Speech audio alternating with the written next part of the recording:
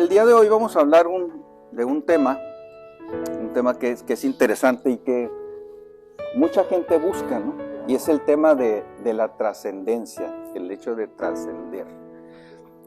Ahorita hay una serie de televisión que se ha hecho muy popular, de una persona que tiene un rancho, y este rancho fue construido por su abuelo, y entonces narra cómo el abuelo tuvo que luchar contra las comunidades indígenas que vivían ahí, y luego el papá tuvo que luchar contra otras personas, y ahora él está luchando contra nuevas amenazas de su estilo de vida.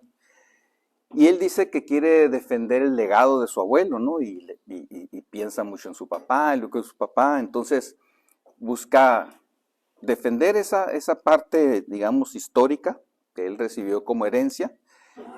Y mucha gente busca eso, el trascender, y lo quiere dejar a sus hijos, evidentemente. Entonces, la gente piensa en trascender, que no es otra cosa más que permanecer una vez que ya no están aquí en la tierra, ¿no? Entonces, mucha gente hace cosas pensando en trascender. Hace poco leía también el currículum de una persona, un empresario aquí en la ciudad, muy famoso, muy conocido. Y bueno, se hablaba del legado que dejó las empresas tan exitosas y cómo la gente lo recordaba, y mucha gente opinaba, ¿no? Que pues haya sido un buen empresario, etcétera, ¿no? Entonces, la gente piensa en trascender de esa manera. Pero evidentemente cuando alguien recibe a Cristo en su corazón y recibe por medio de su sacrificio el perdón de pecados, sabemos que esa persona pasará una eternidad con el Señor. Y no hay una mejor ni verdadera manera de trascender que garantizar por medio de la sangre de Jesucristo el vivir por una eternidad. Esa es la trascendencia que vale la pena. Ahora, esto lo puede declarar cualquier persona. Muchas personas pueden decir que ellos van a pasar una eternidad, o incluso cuando alguien fallece, la gente se consuela diciendo, bueno, ya está en la presencia de Dios, o ya está con su esposo, etcétera, ¿no? Se dicen este tipo de cosas, pero la verdad es que nosotros sabemos que hay un solo camino para poder trascender de esta manera a una vida eterna con el Señor. Trascender quiere decir ir más allá o sobrepasar cierto límite, de manera que estamos hablando que nuestra vida sobrepase el tiempo que nos toca vivir en este mundo. Y desde el punto de vista espiritual, Dios nos enseña que hay dos formas en que podemos trascender. Juan 3:16 nos dice, porque de tal manera amó Dios al mundo, que ha dado a su Hijo unigénito, para que todo aquel que en él cree no se pierda, mas tenga vida eterna. Que no se pierda, mas tenga vida eterna. Y esta es la manera de trascender por una eternidad junto al Señor. Pero también hay otro tipo de personas que ya no estarán aquí, pero recibirán un castigo eterno separado de Dios, como nos dice 2 Tesalonicenses 1:6, porque es justo delante de Dios pagar con tribulación a los que se atribulan, y a vosotros que sois atribulados, daros reposo con nosotros, cuando se manifieste el Señor Jesús desde el cielo con los ángeles de su poder, en llama de fuego, para dar retribución a los que no conocieron a Dios, ni obedecen al evangelio de nuestro Señor Jesucristo, los cuales sufrirán pena de eterna perdición, excluidos de la presencia del Señor y de la gloria de su poder. Entonces vemos estos dos extremos de cosas que sucederán cuando ya no estemos aquí. Unos iremos a la presencia de Dios, quienes hemos recibido a Cristo como nuestro Salvador y nuestro Señor, y otros irán a un castigo eterno. Así es que si tú eres una persona que no has recibido a Cristo en tu corazón, es el momento de hacerlo. Y es importante que lo consideres, porque tu destino espiritual, la eternidad y dónde lo pasarás, depende de esa decisión que hagas el día de hoy. Y el Señor dice que hoy es el día de salvación, y hoy es cuando puedes arrepentirte de tus pecados, pedirle perdón a Él y pedirle que te salve. Y entonces trasciendas espiritualmente a la presencia del Señor. El Señor nos ha mandado a cada uno de nosotros que prediquemos el Evangelio. Si no hemos pasado, y ahorita se comentaba en uno de los testimonios, quiere decir que el Señor todavía la quiere aquí. Y tenemos un propósito. El Señor nos ha dado un propósito, dice, porque así nos ha mandado el Señor diciendo, te he puesto para luz de los gentiles, a fin de que seas para salvación hasta lo último de la tierra. En Hechos 13:47 nos dice esto. Entonces, hay un propósito que tenemos aquí.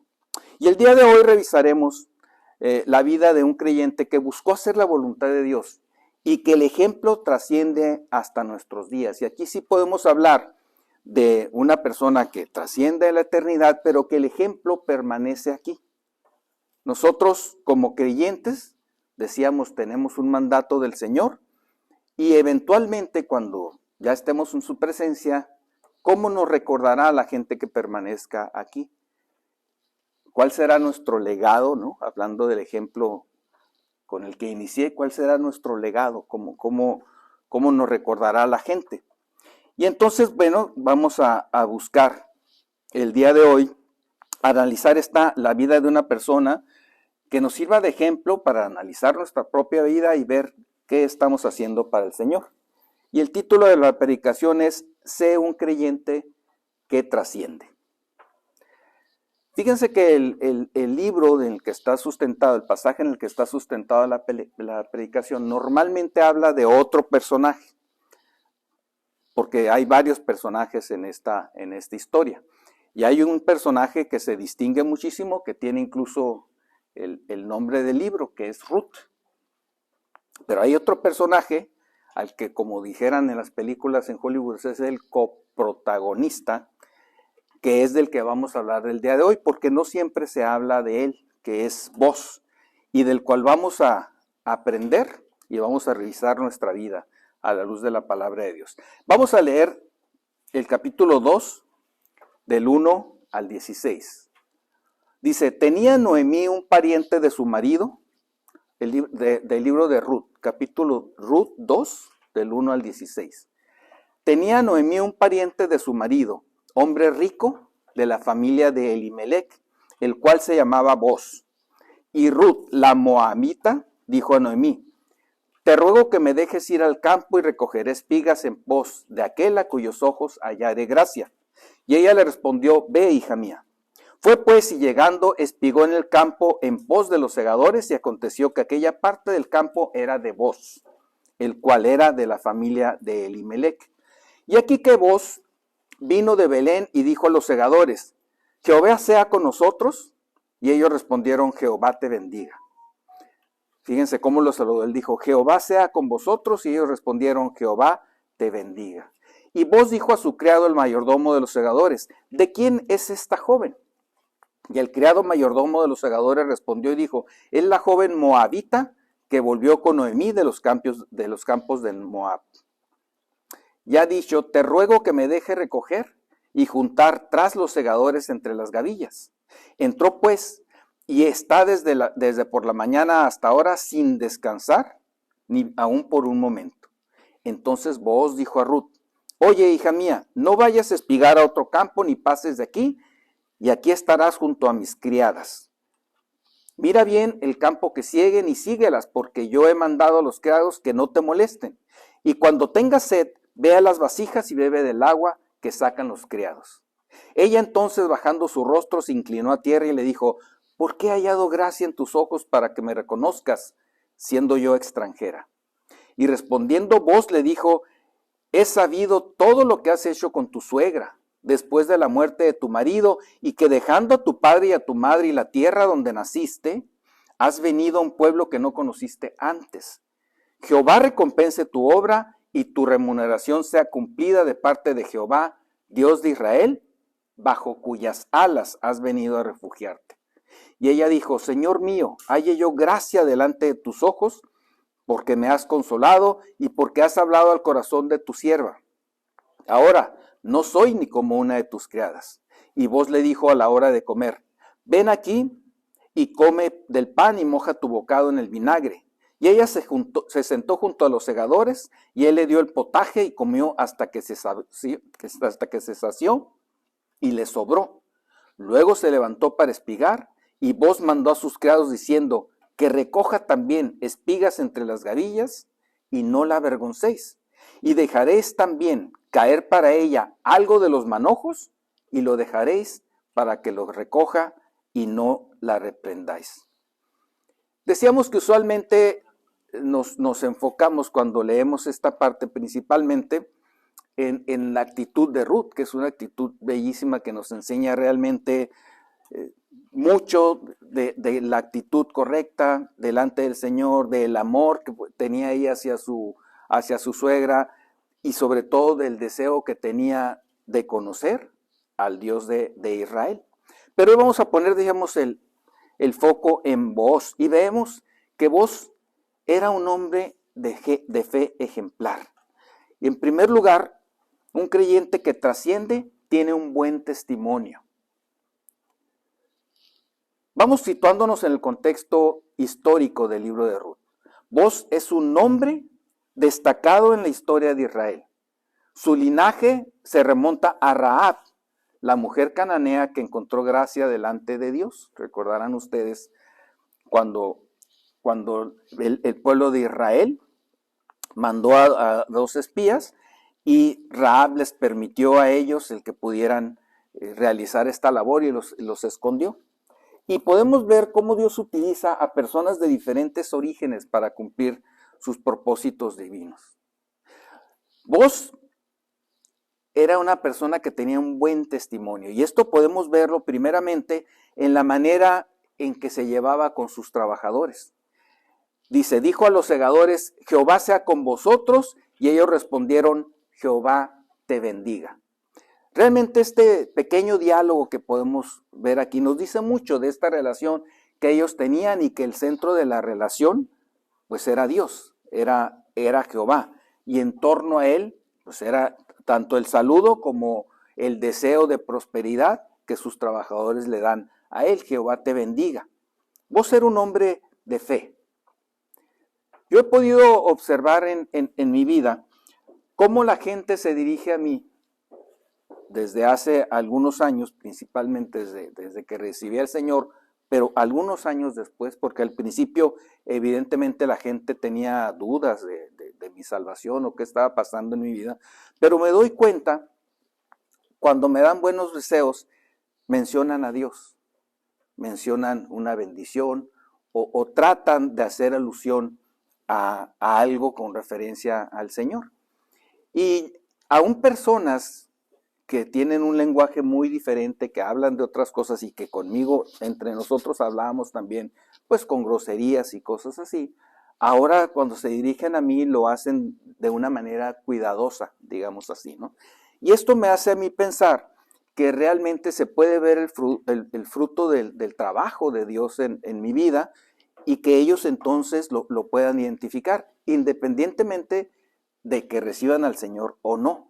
Ese es otro tema por el que evidentemente tenemos que estar orando, y evidentemente tenemos que estar siempre buscándolo, pero cuando ven un cambio verdadero en la vida de una persona, se dirigen con un poco más de respeto y aludiendo al Señor. Y yo veo aquí como los trabajadores de Booz se referían a él deseándole la prosperidad en Dios, y esto creo que es importante que lo podamos ver. El trabajo del Señor en nuestras vidas tiene que darnos ese testimonio. Busca darnos ese testimonio si nosotros se lo permitimos. En el caso de Booz, no vemos solamente esta relación en torno a Dios que tenía con sus trabajadores, sino que la propia Noemí da un buen testimonio de él. En el capítulo 2, del 19 al 20, dice, y le dijo su suegra, ¿dónde has espigado hoy? ¿Y dónde has trabajado? Bendito sea el que te ha reconocido. Y contó ella a su suegra con quien había trabajado, y dijo, el nombre del varón con quien hoy he trabajado es Booz. Y dijo Noemí a su suegra, a su nuera, sea él bendito de Jehová, pues que no ha rehusado a los vivos la benevolencia que tuvo para con los que han muerto. Después le dijo Noemí, nuestro pariente es aquel varón, y uno de los que pueden redimirnos. Fíjense, no nos ha negado, dice Noemí, la benevolencia que tuvo con mi esposo y con mis hijos.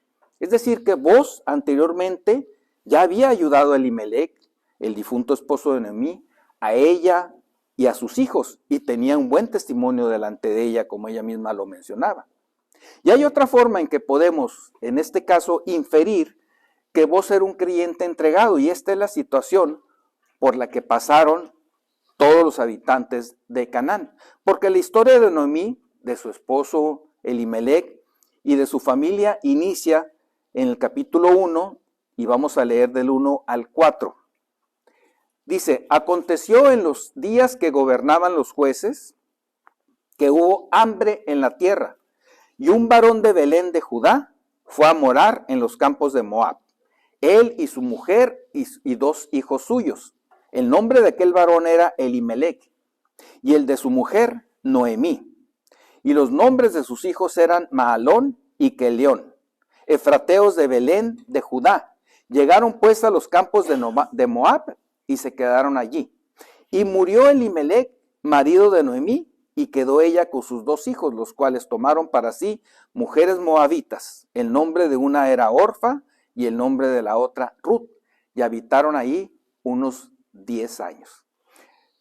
Hubo hambre en la tierra prometida.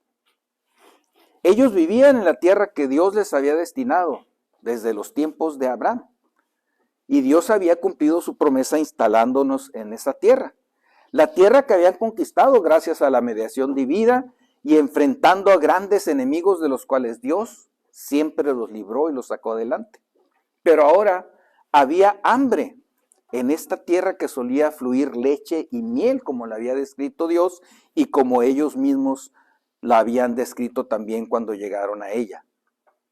Elimelec, al ver que hay hambre, se va a vivir a otra tierra, la tierra de Moab. Moab era un pueblo que había sido anteriormente de gran tropiezo para Israel y lo siguió siendo.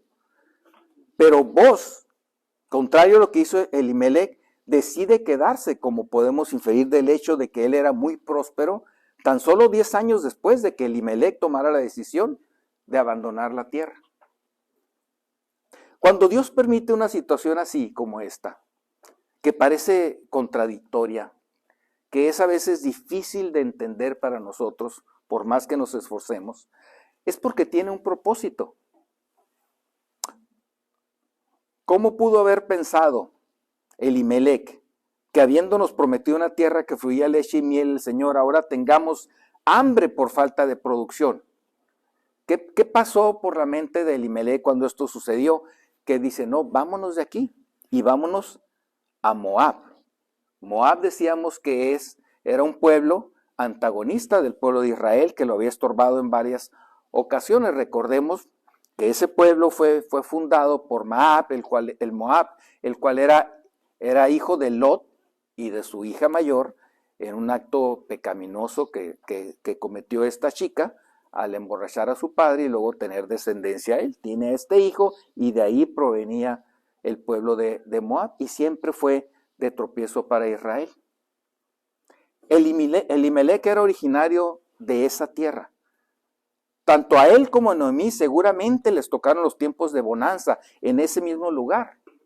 Y entonces en el momento que dice no produce la tierra, decide actuar en sus fuerzas y huir a un lugar que no era un lugar recomendado por Dios. Pero debemos de recordar que cuando Dios permite que las circunstancias que nos rodea cambian de una forma tan radical, puede deberse a 2 factores únicamente.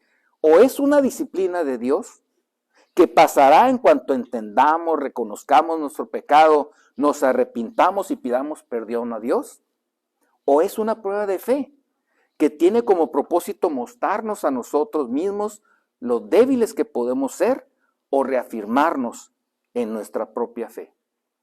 Booz pasó la prueba de fe, se mantuvo firme en el Señor y ya fuese disciplina a su pueblo o prueba de fe, afrontó todo ello confiando en el Señor. Elimelec, por lo contrario, decidió huir y buscar en sus propias fuerzas prosperidad en un lugar no recomendado para un creyente. Y esto nos deja una gran enseñanza del resultado que se obtiene obrando en nuestras fuerzas, porque podemos nosotros hacerlo así, lo hacemos en ocasiones, cuando hay una circunstancia que consideramos adversa y oramos al Señor y decimos, Señor, pero ¿por qué viene esto a mi vida? En lugar de indagar y esperar pacientemente la respuesta del Señor, tomamos acción y decimos, yo lo puedo resolver, y entonces nos esforzamos y entonces hacemos algo que suele ser contraproducente y puede afectar más nuestras vidas de lo que ya está totalmente afectada. Pero entonces podemos aprender de vos cómo él era una persona de fe, que confiaba en el Señor y sobre todo que tenía un buen testimonio con los que le rodeaban. Los actos de vos hicieron que él tuviera el testimonio de su confianza en Dios. Y ese testimonio trasciende hasta nuestros días, lo podemos conocer gracias a la palabra de Dios, quedó asentado ahí y nosotros podemos darnos cuenta cómo él obtuvo la victoria a diferencia de su pariente Melec.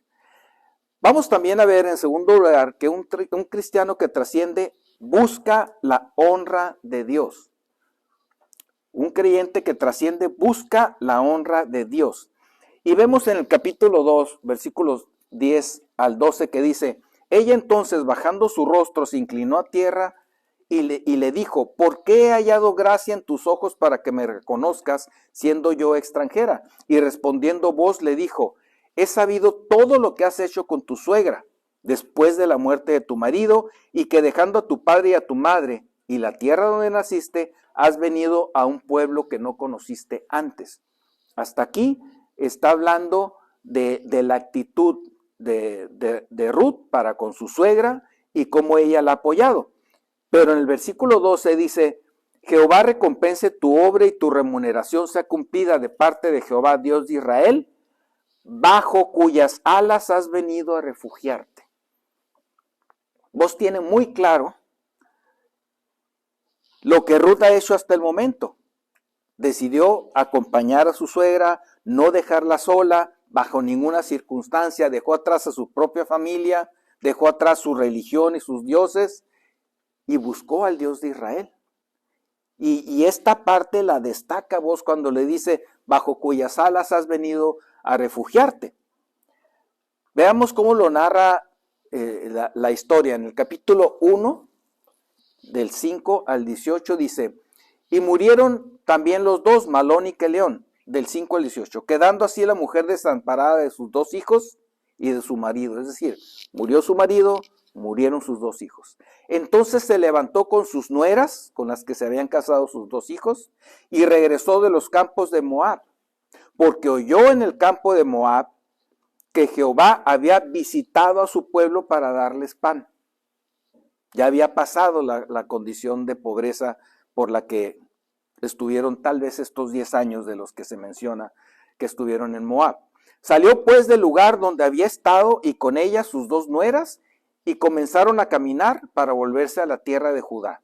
Y Noemí dijo a sus dos nueras, andad, volveos cada una a la casa de su madre. Jehová haga con vosotras misericordia, así como la habéis hecho con los muertos y conmigo. Os conceda Jehová que halléis descanso, cada una en casa de su marido. Luego las besó y ellas alzaron su voz y lloraron. Y le dijeron, ciertamente nosotras iremos contigo a tu pueblo. Y Noemí respondió, volveos, hijas mías, ¿para qué habéis de ir conmigo? ¿Tengo yo más hijos en el vientre que puedan ser vuestros maridos? Volveos, hijas mías, e idos, porque yo ya soy vieja para tener marido, y aunque dijese, esperanza tengo, y esta noche estuviese con marido y aún diese a luz hijos, ¿habíais vosotros de esperarlos hasta que fuesen grandes? ¿Habíais de quedaros sin casar por amor a ellos? No, hijas mías, que mayor amargura tengo yo que vosotras, pues la mano de Jehová ha salido contra mí. Y ellas alzaron otra vez su voz y lloraron. Y Orfa besó a su suegra, mas Ruth se quedó con ella. Y Noemí dijo, he aquí tu cuñada se ha vuelto a su pueblo y a sus dioses. Vuélvete tú tras ella, respondió Ruth. No me ruegues que te deje y me aparte de ti, porque a donde quiera que tú fueres, iré yo. Y donde quiera que vivieres, viviré. Tu pueblo será mi pueblo y tu Dios mi Dios. Donde tú murieres, moriré yo, y allí seré sepultada. Así me haga Jehová y aún me añada, que solo la muerte hará separación entre nosotras dos. Y viendo Noemí que estaba tan resuelta a ir con ella, no dijo más. Bueno, podemos ver aquí también cómo el entendimiento de Noemí seguía nublado, porque no sabemos cuál fue su participación en la decisión de salir originalmente de Belén 10 años atrás, pero en este momento lo adecuado era que ella les hubiera dicho a sus nueras, vamos para que conozcan al Dios verdadero, pero ella las manda que regresen con sus dioses, ¿no? Como que tenía ahí un poco nublado también el entendimiento. Sin embargo, Ruth tenía otra visión y tenía una visión muy clara de lo que quería. Yo quiero ir contigo y quiero que tu Dios sea mi Dios. Y luego dice, así me haga Jehová y aún me añada, o sea, sigue citando al Dios verdadero, dice que solo la muerte hará separación entre nosotras dos. Ruth tenía una visión clara de lo que quería. Creo que en este punto superaba la visión nebulosa que yo acaso percibir aquí de Noemí, al evitarles que conozcan al Dios verdadero y mandarlas a que se regresen a sus dioses falsos. Pero Ruth se entrega a la voluntad de Dios. Ella obviamente ha escuchado del Dios de Israel. Apela a él en esta situación tan difícil. No solo busca irse con su suegra, sino que busca cobijo en el Dios verdadero. Y esto lo entiende muy bien vos.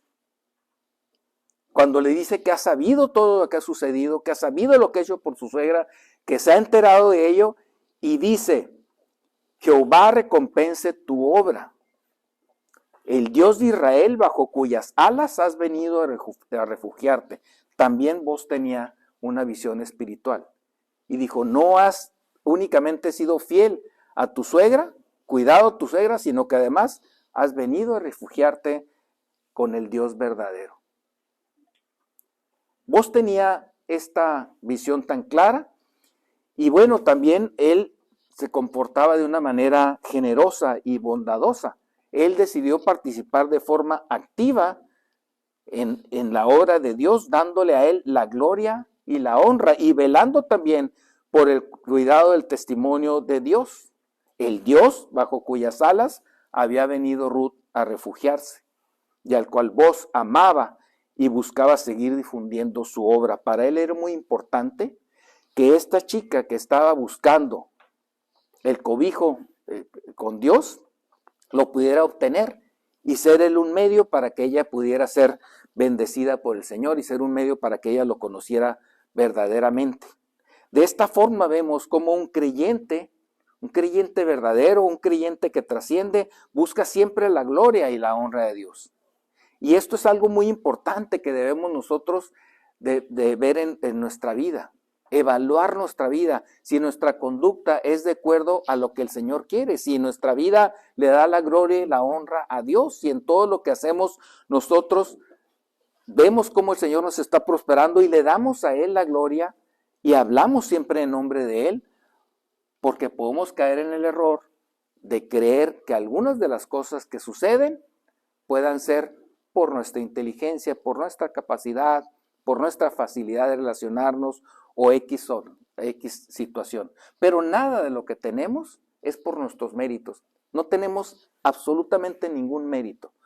Todo el mérito y la gloria de que estemos aquí y de que el Señor nos siga prosperando es gracias a Él.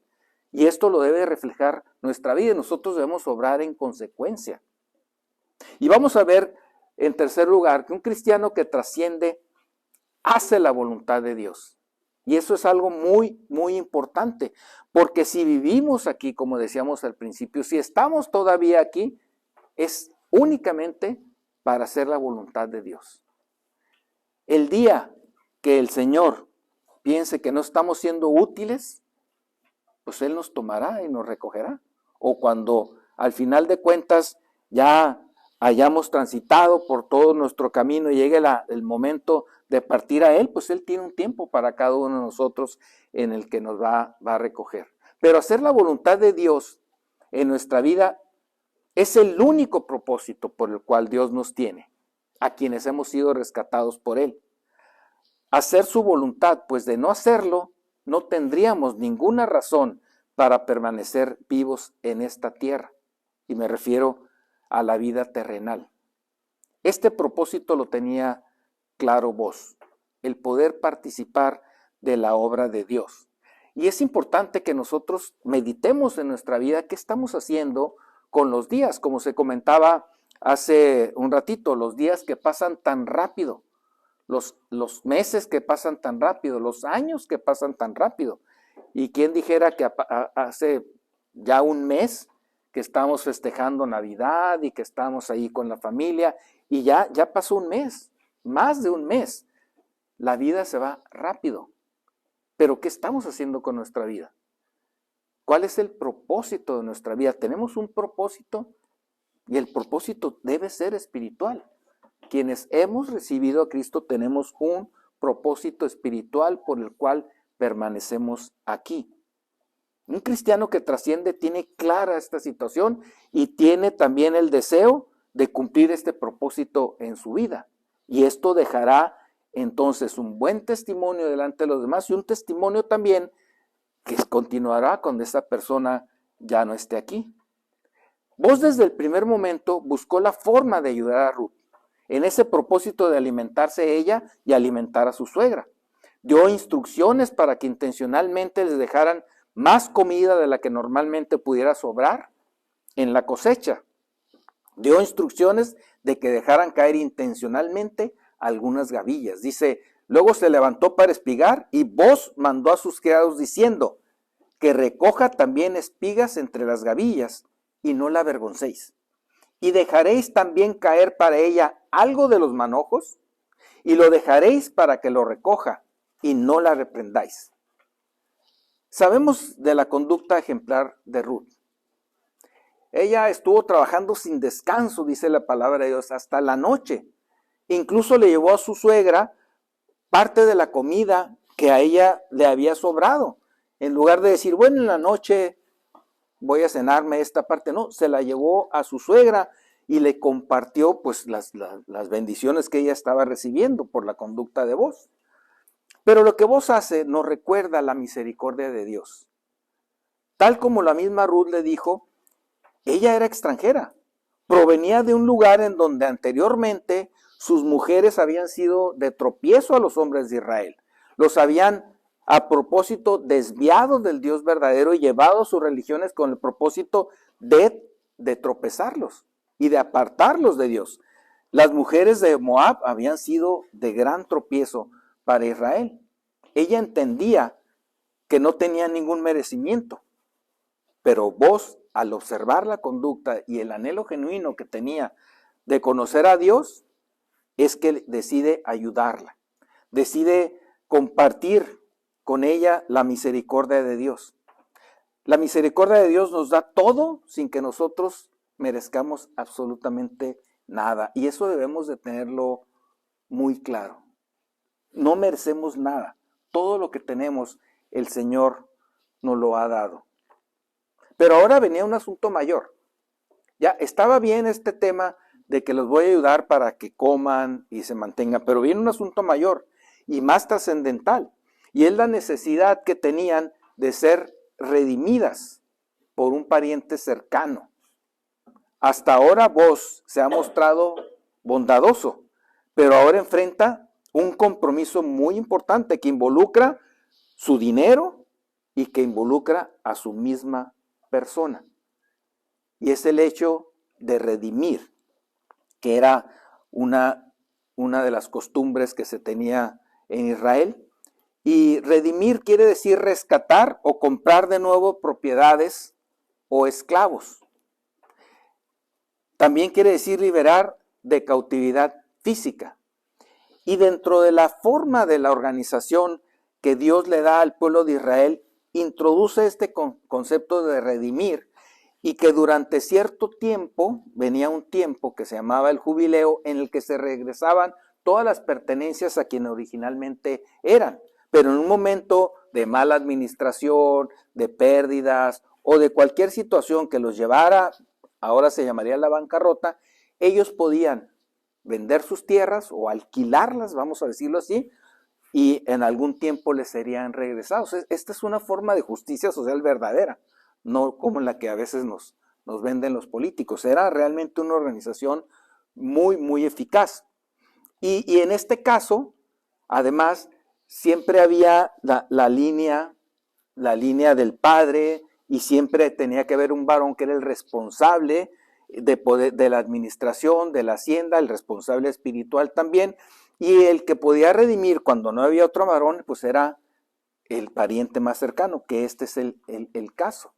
Un dueño de tierras israelita que estaba forzado a venderlas por razones financieras, podía redimir sus tierras en cualquier momento cuando él tenía ya el recurso para hacerlo, es decir, rescatarlas. Vos decides redimir las tierras que pertenecían al finado esposo de Noemí, y esto es gracias a la orientación que Noemí le estuvo dando a Ruth con respecto a cómo podía ella pedir la protección de Vos de acuerdo a las costumbres de la época. Entonces él va más allá, porque redimir requiere también comprometer su hacienda, comprometer sus recursos. Y todavía va más allá de esto, no únicamente rescatarlos de la pobreza, sino aún casarse con Ruth y de esta forma garantizar la provisión para Noemí, para Ruth y para su descendencia. Y lo hace cuidando muy bien las leyes, lo hace cuidando obrar correctamente con un corazón honesto. Vemos en el capítulo 3, el versículo 10 dice: y él dijo, bendita seas tú de Jehová, hija mía. Has hecho mejor tu postrera bondad que la primera, no yendo en busca de los jóvenes, sean pobres o ricos, porque ella buscó la protección de Vos. Y vemos cómo Vos tuvo un interés por ayudarlo, no tenía un interés particular. Su interés era genuino por ayudarlos. Vemos en el capítulo 4:3, luego dijo al pariente, se buscó al pariente más cercano, Vos había dicho, hay alguien más cercano que yo, voy a buscarlo, y le planteo la situación. Noemí, que ha vuelto del campo de Moab, vende una parte de las tierras que tuvo nuestro hermano Elimelec. Y yo decidí hacértelo saber y decirte que la compres en presencia de los que están aquí sentados y de los ancianos de mi pueblo. Si tú quieres redimir, redime. Y si no quieres redimir, decláramelo para que yo lo sepa, porque no hay otro que redima sino tú y después de ti, y yo después de ti. Y él respondió, yo redimiré. El pariente dijo, sí, ok, yo voy a redimir. Entonces replicó Vos, el mismo día que compres las tierras de mano de Noemí, debes tomar también a Ruth, la moabita, mujer del difunto, para que restaures el nombre del muerto sobre su posesión. Ese es el cuidado adicional que estaba teniendo Vos. O sea, no se trata nada más de redimir, sino se trata también de preservar el linaje de esta familia y la posibilidad de que sus tierras permanezcan por siempre para ellos. Y entonces el pariente ya la pensó dos veces y dijo, respondió el pariente, no puedo redimir para mí, no sea que dañe mi heredad. Redime tú, usando de mi derecho, porque yo no podré redimir. Realmente la visión de Vos iba mucho más allá que una protección temporal, era un compromiso personal. Se estaba comprometiendo de por vida.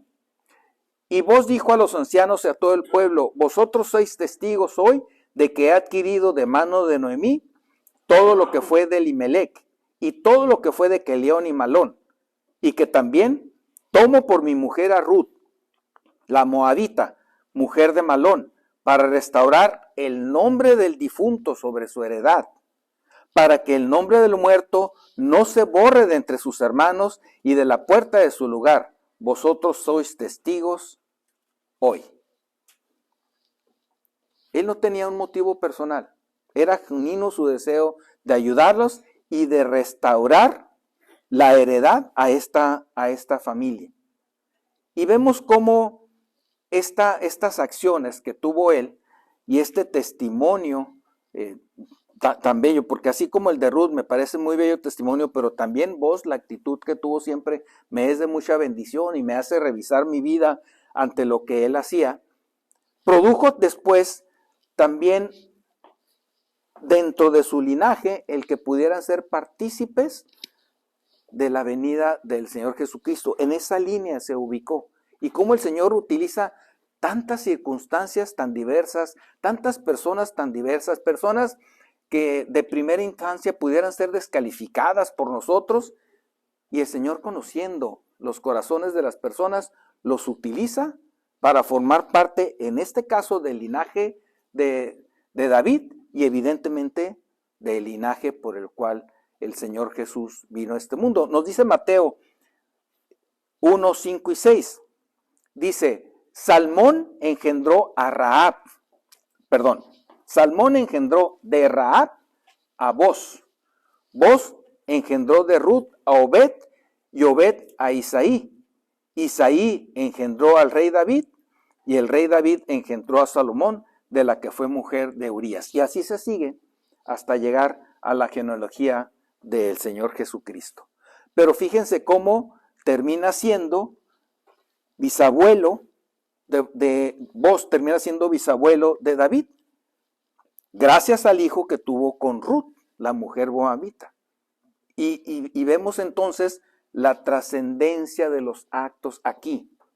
Vemos la trascendencia de lo que un creyente está haciendo, buscando la voluntad de Dios, dándole la gloria de todas las cosas, y cómo hay resultados en todo su linaje. Hay resultados en su familia, hay resultados que él nunca imaginó, porque no era en un principio su intención. Él quería hacer la voluntad de Dios, pero Dios tiene control de todas las cosas y tiene un plan. Por eso es importante que nosotros también participemos de manera activa en las cosas espirituales y en la obra de Dios. No sabemos las consecuencias que van a tener para otras personas, pero sabremos que siempre serán de bendición, primeramente para nuestra familia, nuestros hijos, los más cercanos, y posteriormente para todos aquellos a los que hemos conocido y les hemos compartido el Evangelio. Es muy importante que estemos enfocados entonces en hacer la voluntad de Dios. Pero estas definiciones de redimir que estuvimos viendo, por supuesto que tienen también una aplicación espiritual, porque el Señor nos redime del pecado y de la esclavitud espiritual. Este acto de voz es un reflejo del compromiso inquebrantable de Dios para con su pueblo. A través de Cristo, Dios se compromete con nosotros ofreciendo la salvación y la vida eterna. Dios nos redime su pueblo del pecado, como podemos ver en Tito 2, del 12 al 14, dice, enseñándonos que, renunciando a la impiedad y a los deseos mundanos, vivamos en este siglo sobria, justa y piadosamente, aguardando la esperanza bienaventurada y la manifestación gloriosa de nuestro gran Dios y Salvador Jesucristo, a quien se dio a sí mismo por nosotros para redimirnos de toda iniquidad y purificar para sí un pueblo propio, celoso de buenas obras. Redimirnos de toda iniquidad, rescatarnos de la esclavitud del pecado. Recuerden la definición que vimos de redimir, era rescatar a una persona también, rescatarnos del pecado, purificar a su pueblo, celoso de buenas obras. Estas buenas obras a las que se refiere son en las que tenemos que estar participando ahora. Y la principal es compartir el Evangelio con otras personas. También nos redime de la maldición y de las consecuencias del pecado, como vemos en Gálatas 3:13.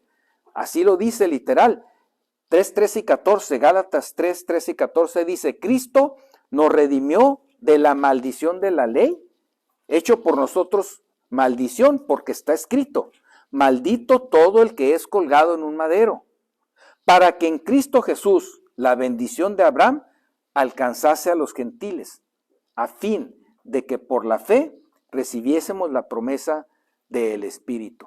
Él también nos redime de las consecuencias del pecado.